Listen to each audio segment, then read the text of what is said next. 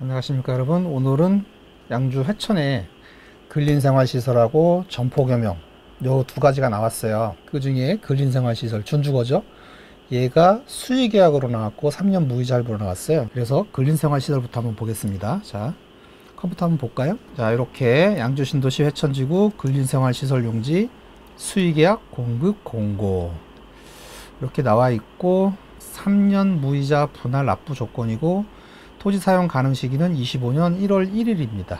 소개시켜 드릴 거는 오늘 C9, 그 다음에 C5 이 두 개예요. 자, 우선 C9부터 보시면 이렇게 하나, 둘, 셋, 넷, 다섯, 여섯, 일곱, 여덟 총 8필지가 있어요.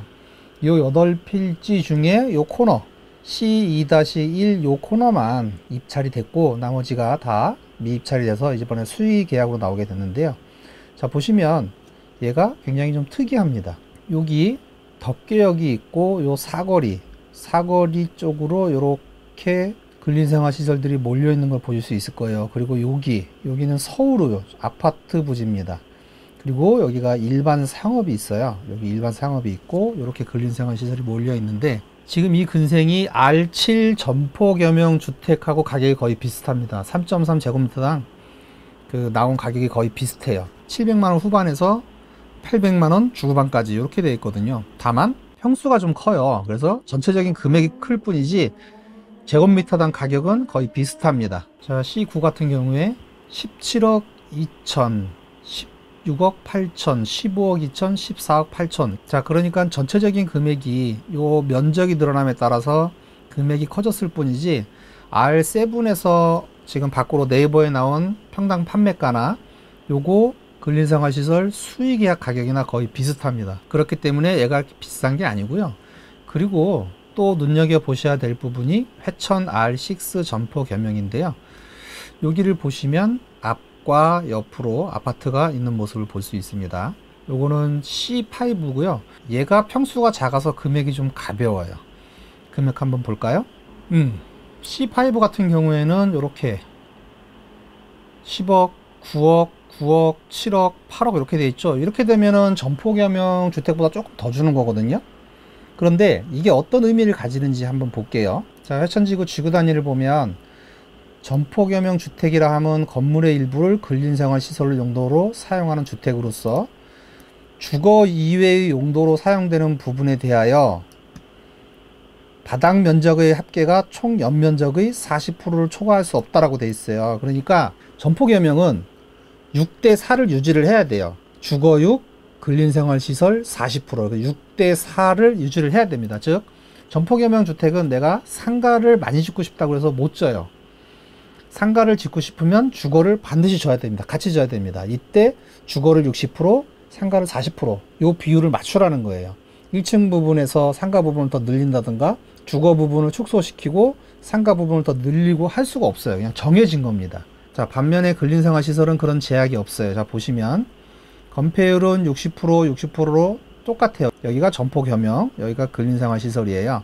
용적률은 180 이하고 여기는 200%에서 250%까지 돼 있고 4층에서 5층, 최고층 수 또 4층으로 돼 있죠. 자, 그런데 한 필지당 가구 수를 5가구 이하. 여기는 주거를 안 넣어도 되죠. 그 다음에 층 제한이 없어요. 내가 1층을 짓든 2층을 짓든 전체를 내가 전부 다 상가로 구성을 할 수 있다는 거죠. 바로 이런 자유도 때문에 근린생활 시설이 더 많이 비싸고 선호되는 건데 지금 보시면 요 가격대가 지금 점포겸용하고 그렇게 큰 차이가 없는 금액이에요. 더구나 점포겸용 같은 경우에 지금 4층으로 해서 5가구 1층 상가까지 짓는다 그러면 보통 건축비가 많이 올랐어요. 10억에서 한 12억 정도 들어갑니다. 그럼 토지 가격 6억에서 한 8억 정도 주고 그렇게 되면 전체 금액이 18억에서 한 20억 정도 건축비하고 토지 가격이 이렇게 들어가게 되는데 그게 참 애매하죠.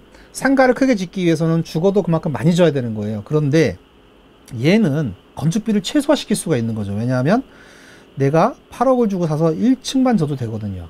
그리고 2층만 져도 돼요. 그건 내 맘이에요. 내가 원하는 만큼만 지을 수 있다는 게 매력적인 거죠. 자, 그 다음에 이렇게 되면 건축비가 굉장히 적게 들어가잖아요. 그래서 얘가 오히려 점포겸용 상가주택보다 얘가 수익률이 확실하게 낼 수 있는 방법이긴 해요.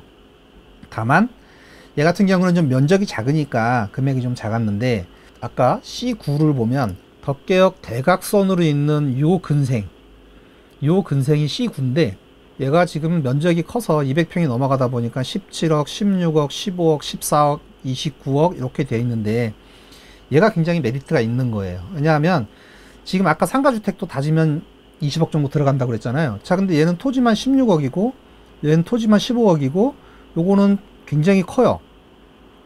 그래서 토지가 29억이에요.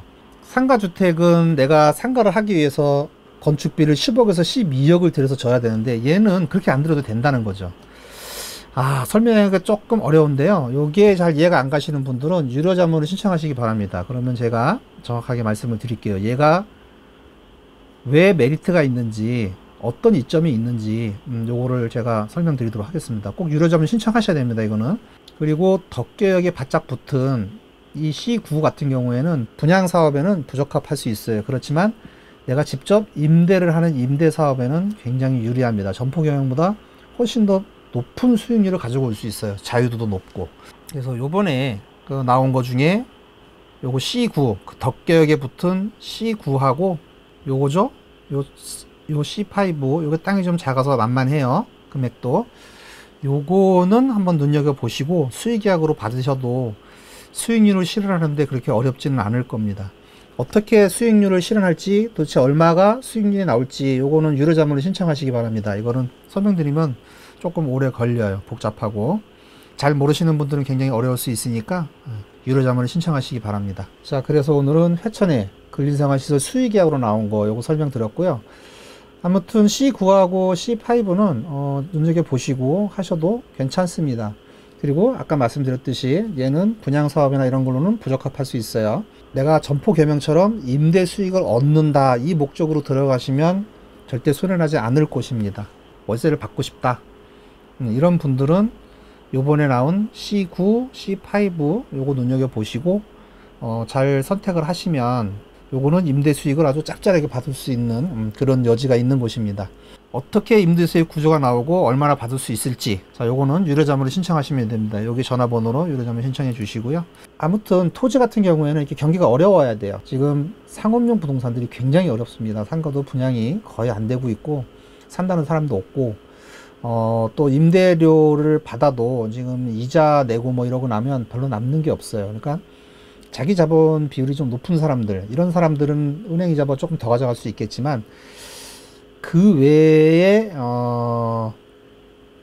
대출을 레버리지로 한다, 가치 상승을 목적으로 한다, 이거는 굉장히 어려울 수 있어요. 그렇지만 제가 지금 소개드린 이 근린생활시설은 나대지 상태잖아요. 내가 어떻게 임대 수익을 만들지 모양을 만들어서 이렇게 임대 수익을 만들어 놓고, 그리고 나중에 매각을 하더라도 차익은 어느 정도 남길 수 있습니다. 나대지로 있는 상태가 가장 뭔가를 만들기에 좋아요. 이미 만들어진 거는 그 틀에서 벗어나지를 못하지만, 나대지로 있는 경우에는 내가 지금 당장 필요로 하는 수요에 맞춰서 그때그때 공급을 할 수가 있거든요. 그리고 얘는 아까 말씀드렸듯이 점포겸영하고 다르게 상업용으로만 공급할 수 있기 때문에 이런 자유도가 굉장히 높아서 활용도가 높죠.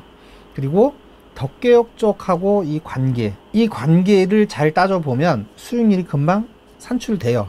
그러니까 요거 잘 모르시겠다, 혹은 궁금하다, 돈이 조금 있는데 수익계약으로 한번 계약을 해보고 싶다, 이 구조를 어떻게 만들어야 되냐, 이런 분들은 유료자문 신청하시면 됩니다. 상업용 부동산 경기가 어려우니까 지금 이렇게 토지가 나왔고 아무도 안 가져간 거예요. 근데 옥정도 이랬습니다. 저거를 어떻게 수익으로 만들지는 조금만 따져보면 금방 알 수 있어요. 자, 그래서 요거 관심을 가지고 한번 수익형을 만들어 보시기 바랍니다. 디벨로퍼 분들은 금방 아실 거예요. 이게 어떤 메리트가 있고 어떻게 임대 수익을 만들 수 있을지, 또 어떻게 만들어질지 대충 예상할 수 있습니다. 상업용 부동산 경기가 이렇게 안 좋으니까 이 토지가 지금 수익계약으로 남아 있는 거죠. 상업용 경기가 만약에 좋다 그러면 이 토지는 가져올 수 있는 토지가 아니에요. 왜냐하면 덕계역하고 관계가 있기 때문에 요거를 잘 만지면 여러분들한테 큰 수익을 가져다 줄 거예요. 아무튼 이렇게 상업용 부동산 경기가 안 좋을 적에 상업용 토지들을 잘 눈여겨보시면 나중에 큰 수익으로 돌아옵니다. 비관이 확산될 때 사고 금정이 확산될 때 팔면 됩니다. 이게 바로 부동산이거든요. 자, 그래서 오늘은 요거 LH에서 지금 수의계약으로 근린생활시설 나왔다는 거, 점포 겸용보다 얘가 훨씬 더 메리트가 있다는 거 요거 설명드렸고요. 잘 모르시면 유료자 한번 신청해 주시면 됩니다. 자, 그래서 오늘 여기까지 하고 다음 시간에 다시 만나겠습니다. 관심 한번 가져보세요. 돈이 좀 있으신 분들은 관심 한번 가져보세요. 큰 수익으로 돌아올 겁니다.